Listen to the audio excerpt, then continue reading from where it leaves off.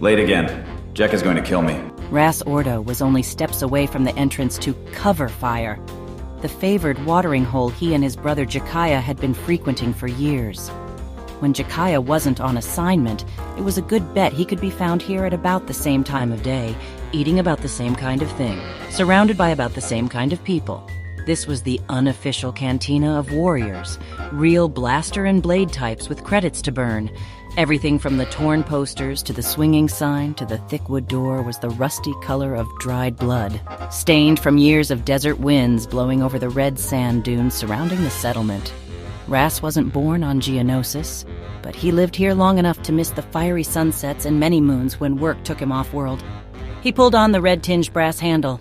The heavy oak door couldn't muffle the rowdy din inside.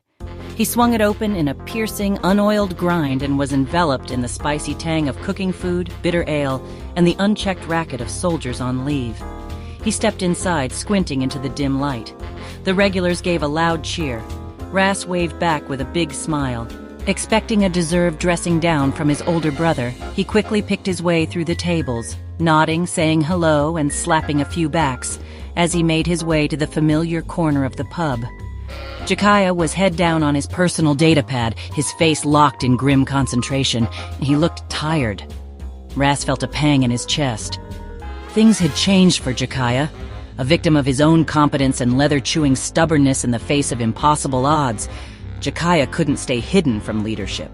Shae Vizla, leader of the Mandalorians, was hunting down a dangerous rival and promoted Jekiah to arbiter. His brother was now her voice in all things Mandalorian.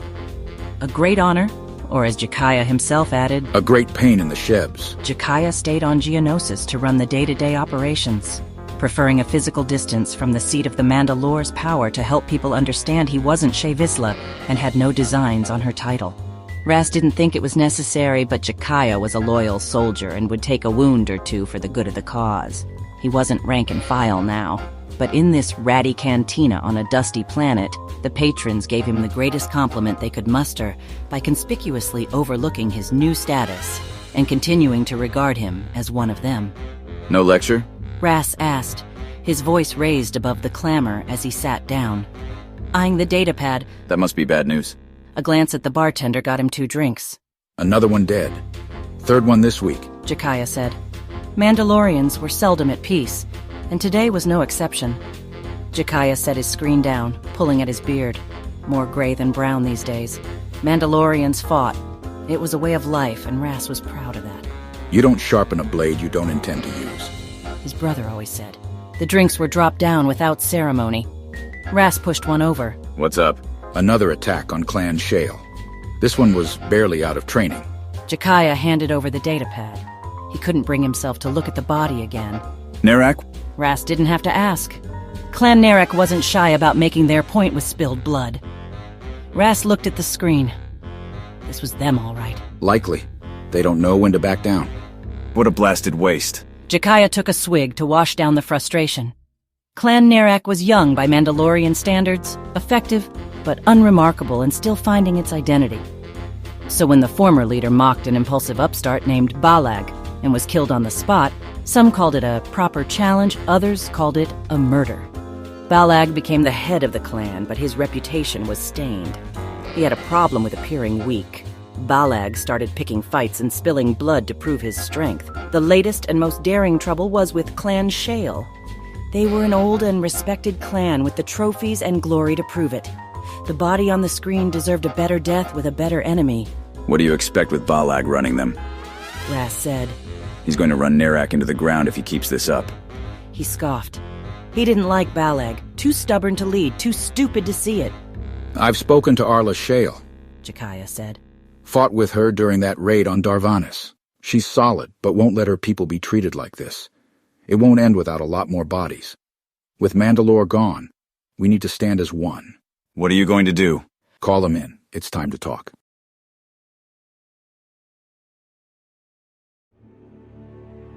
A duel? Arla asked, her lined and scarred face betraying no emotion. Without a moment of consideration, she nodded to Jekiah. As the arbiter decides. No hint of fear in her eyes, only steely certainty. Balag hesitated. He stood a head taller than everyone. His eyes were an uncanny yellow and flicked from Jekiah to Arla, the tiniest hint of unease in his gaze. Arla was experienced. Maybe not faster, maybe not stronger, but Belag would have to be a blind to consider her an easy target. Arla arched an eyebrow at the pause. Agreed, He said, his chest puffing out. Rass felt the need to roll his eyes, but controlled himself. The matter would be ended, maybe. Rass trusted Jekiah, but he wasn't sure this would work. Too much had happened, and the cuts were too deep. Good. Jekiah nodded. But before I make it official, there's one more condition. His eyes were like 2 chips of obsidian. If you're defeated, you and your clan will be destroyed. He began slowly, watching each leader. No quarter. No exceptions. What? Balag and Rass exclaimed at once. Rass stepped towards Jekiah, his voice incredulous. Jekk! Jekiah's look stopped Rass cold. This wasn't his brother. No friendly face from 1,000 memories of wrestling in the training yard or stealing a ride on an unattended speeder parked behind the marketplace. This was the arbiter of the Mandalorians. His word was law. you can't destroy a whole clan over this. Balag persisted. This was a reasonable outcry, but at this moment it sounded weak. Agree to this duel or end your dispute. Jekiah said. I agree, Said Arla. She remained impassive, but there was something on her face, a wariness, and something else. Amusement? Something passed between Jekiah and her. Rass couldn't tell what. That whisper of something on her face enraged Balag. Spots of red began to appear. He glared death at her. Well? Jekiah's face was iron. The young man clenched his fists and sneered. Arjak, He cursed. agreed. He turned and stormed out. Arla nodded to Jekiah and followed, the door booming shut behind them. The clans won't like this, not one bit. What have you done? Jekiah leveled him unflinching glare. Made a decision.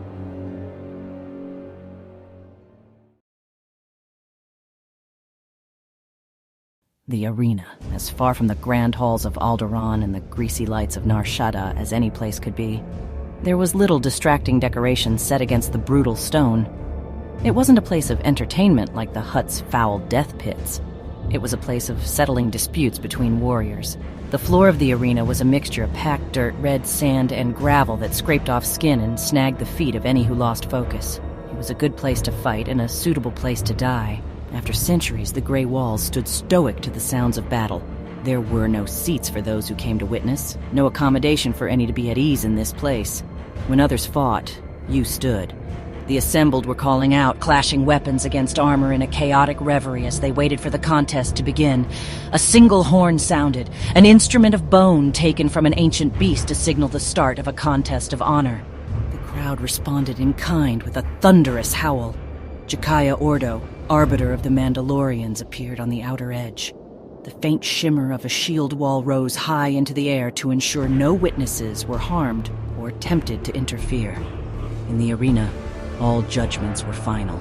Jekiah began to walk. The clamor began to fade with each step. When he reached the center, he paused to survey the crowd. They were as silent as the stone. They disapprove. Rass thought, watching the proceedings from high up in the stands. More than that, they were angry. Word had, of course, got out that more blood would spill when the victor of this contest was decided, not since Mandalore the Vindicated a generation ago had ordered the end of Clan Kadera for their refusal to heed his call had such ruthless measures been taken.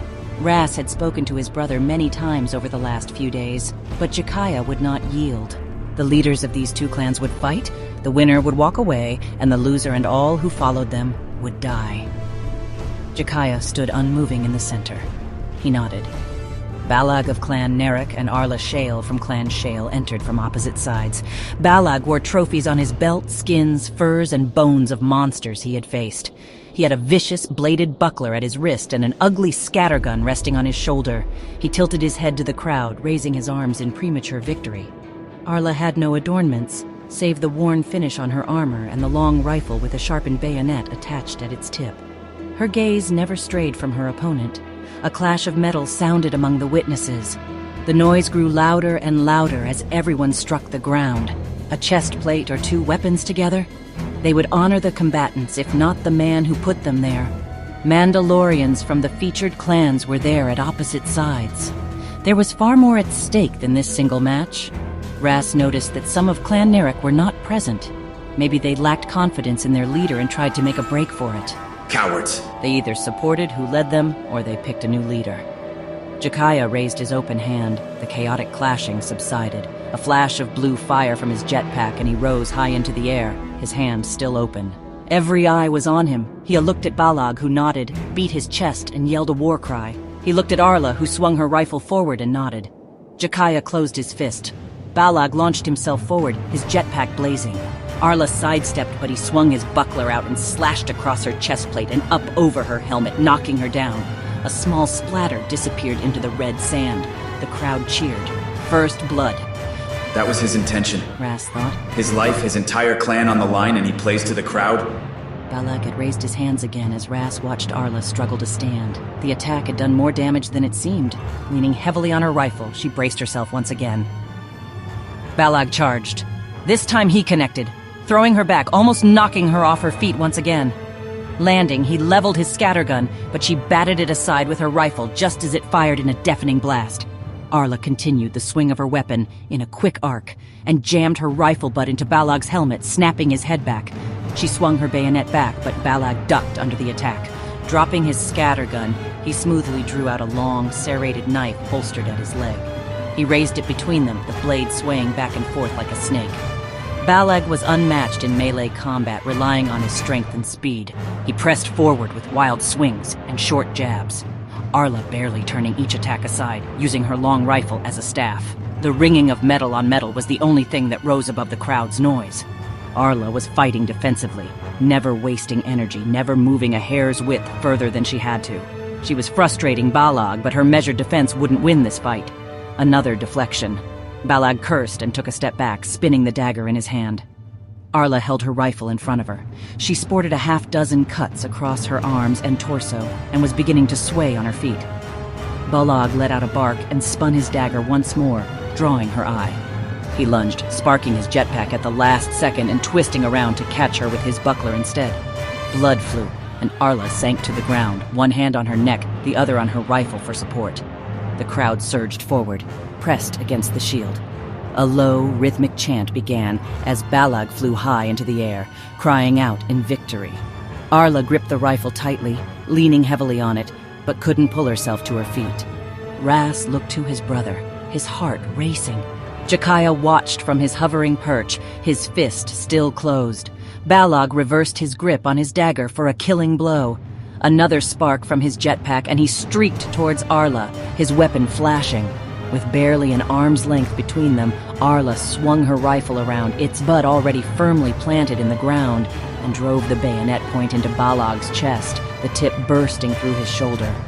Balag cried out, blood rushing out of his mouth. Not a killing blow, but more than enough to end this. Arla caught his dagger as it dropped from nerveless fingers. His mouth opened and closed a few times in shock. Arla stood, no hint of her previous weakness. The wounds at her neck and elsewhere were bloody, but far less serious than they appeared. Balag grasped at her rifle, but his strength was gone. Arla raised Balag's own dagger high into the air, reversing her grip. The crowd grew silent. She eyed her own clan for several heartbeats. She nodded before turning her gaze on Clan Nerak, who sat in silence across the arena. Some were stricken, some were angry, some accepted their fate and waited. She lowered the dagger to Balag's throat, its serrated edge pressing against his exposed skin. He flinched, his eyes gleamed with hate and fear. Jekiah flew closer but said nothing. "A draw," Arla said quietly. Jekiah landed beside her. Those witnesses close enough to hear began to murmur. "A draw, arbiter." She repeated, louder this time. More of the crowd began to rumble. Jekiah regarded her and the helpless Balag for a moment. A draw is declared. Jekiah announced, his voice carried to every corner. Cries went up. Rass couldn't tell if they were angry or shocked, probably both. Jekiah turned towards Balag, who was losing a lot of blood. Do we have agreement? Balag gritted his teeth a few times. The fight continued to drain out of him, mixing with the widening red pool. He nodded. This duel is over. He raised his fist and opened it for all to see. Arla tossed the dagger away before turning back towards her clan. The clash of weapons on metal was deafening. Balag grasped for his dagger with numb fingers. Clan Nerak stood silent.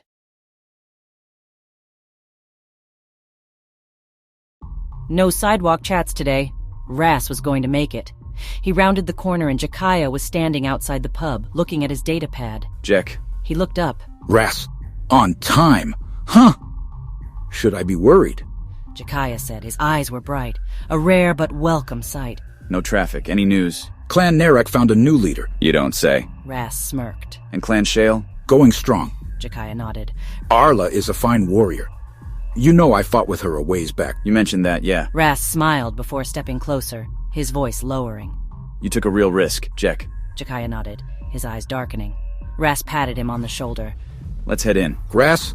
Jekiah stopped him, his hand on the door. I thought we could try the place up the street. Change things up. What? Why? Rass pulled on the door. Rass. The tone was soft, but he held the door closed. Let's leave them to their dinner. Jekiah took his hand off the door, the red dust falling and swirling around them both. Come on, it's on me. The familiar muffled sounds from inside were loud and comforting, but Rass let go of the door and the two brothers walked up the street in silence.